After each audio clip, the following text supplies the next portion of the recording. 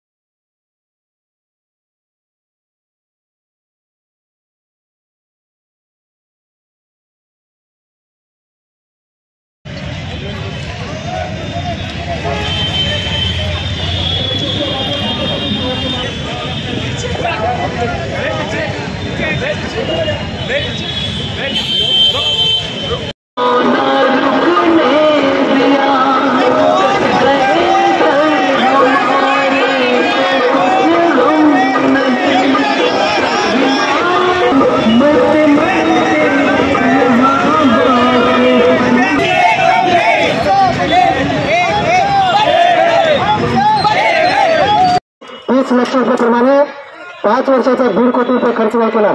स्थानिक स्वराज्य संस्था दिव्यांगांचा राखीव निधी खर्च करत नाही, नागरी स्वराज्य संस्था दिव्यांगांचा निधी खर्च करत नाही। एवढा मोठा जिल्हा पुरवठा विभाग सांभाळतो दलिंदरीला अक्कल यायला पाहिजे। आज हजारो दिव्यांगांनी अर्ज केला आणि तो त्या अन्न सुरक्षा योजनेचा लाभ द्या। राशन कार्डचा भ्रष्टाचार करणारी अशी भ्रष्टाचार बाई दिव्यांगांना माझ्या अंत्योदय योजनेची शिधापत्रिका देत नाही। याच्यावर पहिले गुन्हा दाखल करा, सेवा हमी कायद्यानुसार त्याच्यावर तत्काळ गुन्हा दाखल करा। दिव्यांग सुधारित ऍक्ट 2016 विविध कलमांवर असाल तर आम्ही आमची जी काय भूमिका आक्रमकता आम्ही ते थांबू।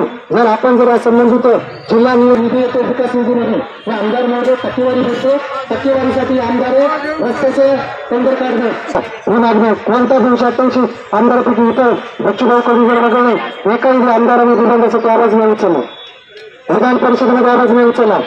आपण पुनर्वसन कायदा त्याच्यामध्ये सुधारणा केली। त्या दाढी दिव्यांग दिन उत्सवाचा तेव्हाराचा दिवस आहे, परंतु आज खरंच शोकांतिक आहे की आज जागतिक दिव्यांग दिनी आम्हा दिव्यांगांना इथं मोर्चा काढावा लागत आहे। ते मोर्चा काढण्याचं एकमेव कारण म्हणजे दिव्यांगासाठी विधानसभेमध्ये आवाज उचलणारे एकमेव दिव्यांगांचे रद्दसम्राट माननीय बच्चूभाऊ कडू साहेब यांचा झालेला पराभव हा नांदेड जिल्ह्यातील तमाम सर्व दिव्यांग बांधव आणि भगिनींच्या जिव्हारी लागलेला आहे। ह्या जिव्हारी लागलेला प्रश्न म्हणून उद्भवल्यामुळे आज दिव्यांग संघर्ष समिती महाराष्ट्र राज्य, दिव्यांग वृद्ध निराधार मित्रमंडळ महाराष्ट्र राज्य आणि दिव्यांग आघाडी मुखेडसह सकल दिव्यांग संघटनांच्या वतीने आज हा आक्रोश मोर्चा काढण्यात आलेला आहे। या आक्रोश मोर्चामध्ये आमची मागणी एकच आहे की दिव्यांगांचे रद्दसम्राट जे आहे माननीय बच्चूभाऊ कडू साहेब यांचं राजकीय पुनर्वसन करण्यात यावं आणि मंत्रिमंडळामध्ये त्यांना स्थान देण्यात यावं। त्याच्यानंतरचं जो आमची मागणी आहे ती दिव्यांग सुधारित ॲक्ट 2016ची काटेकोरपणे अंमलबजावणी करण्यात यावी। ज्याप्रमाणे मुख्यमंत्री महोदयांनी या महायुती सरकारने माझी लाडकी बहीण योजना राबवली, तसेच माझा लाडका दिव्यांग योजना राबवून आज दिव्यांगाला संजय गांधी निराधार योजनेतलं मानधन 5,000 रुपये करण्यात यावं आणि आम्हाला स्थानिक स्वराज्य संस्था नागरी स्वराज्य संस्थांकडला 5% निधी नको आहे, तर जिल्हा शासन स्तरावरून येणाऱ्या DBTकडे जे काही निधी येतो विकास निधी जिल्हा नियोजन समितीकडे या निधीमध्ये आमच्यासाठी 5%ची तरतूद करण्यात यावी ही आम्ही मागणी घेऊन आज आम्ही जिल्हाधिकारी कार्यालयावर धडकलेलो आहोत।